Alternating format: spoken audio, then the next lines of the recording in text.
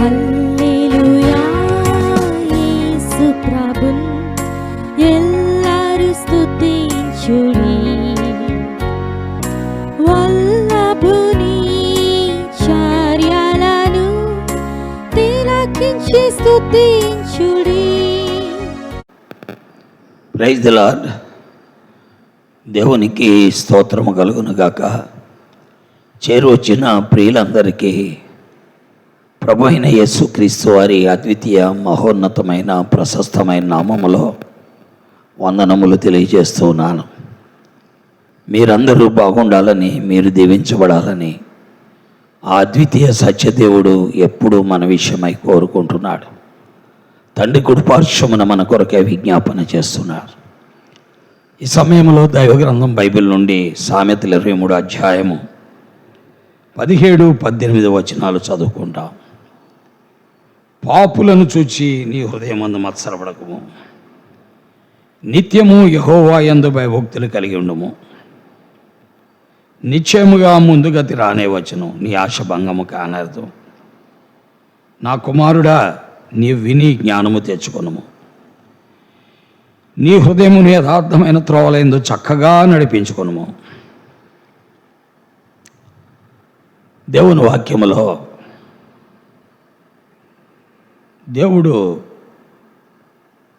శ్రేష్టమైన మాటలు తన బిడ్డలకు ఇస్తున్నాడు. ఆయన బిడ్డలైనటువంటి మనము దేవుని మాటలు విని జ్ఞానము తెచ్చుకొని మన హృదయాలను యథార్థమైన త్రోవలందు చక్కగా నడిపించుకోవాలని కోరుతున్నాడు. దేవుని యొక్క కోరికది 19వ వచనం ప్రకారం ఆయన మన నుండి కోరుకునేది ఏంటంటే, జ్ఞానాన్ని విని నీవు విని జ్ఞానం తెచ్చుకో, నీ హృదయాన్ని యథార్థమైన త్రోవలైంద నడిపించుకో అని దేవుడు కోరుకుంటున్నాడు. వాక్యం వింటున్న మనల్ని అందరినీ కోరుకునేది అదే. మనం ముందు వినాలి దేవుని మాట. ఆ దేవుని మాట ద్వారా జ్ఞానం తెచ్చుకోవాలి. మన హృదయాన్ని యథార్థమైన త్రోవలైంద నడిపించుకోవాలి. ఇలా అంతేకాదు, కొన్నిసార్లు మనల్ని వేరే వ్యక్తులు ప్రేరేపిస్తారు.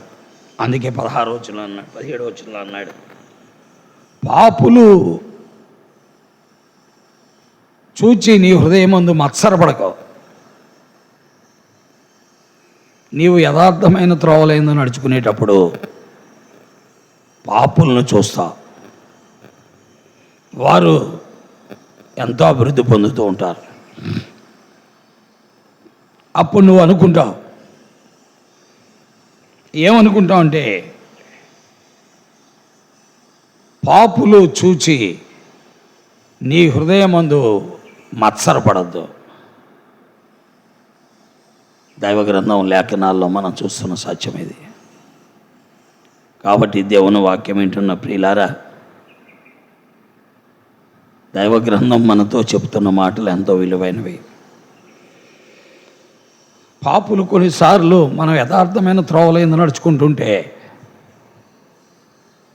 దేవుని కొరకే నమ్మకంగా ఉంటే వారు అభివృద్ధి పొందుతూ ఉంటారు. వారిని చూసి మత్సరపడకూడదు.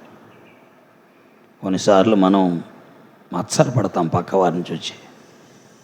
వాళ్ళు ఎదిగిపోతూ ఉంటారు, మనం ఎదగం. కంగారు పడకూడదు. వాళ్ళకి మార్కులు వచ్చేస్తూ ఉంటాయి, మనకు రావు. వాళ్ళకు ఉద్యోగాలు వచ్చేస్తూ ఉంటాయి, మనకు రావు. కారణం, పాపులు ఏ పనికైనా సిద్ధంగా ఉంటారు, యథార్థవంతులు ఏ పనికైనా సిద్ధంగా ఉండరు. అందువల్ల అలాంటి వాళ్ళు చూసి మనం మత్సరపడకూడదు. మనం చేయాల్సిన పని ఏంటి? నిత్యము యెహోవా యందు భయభక్తులు కలిగి ఉండవు.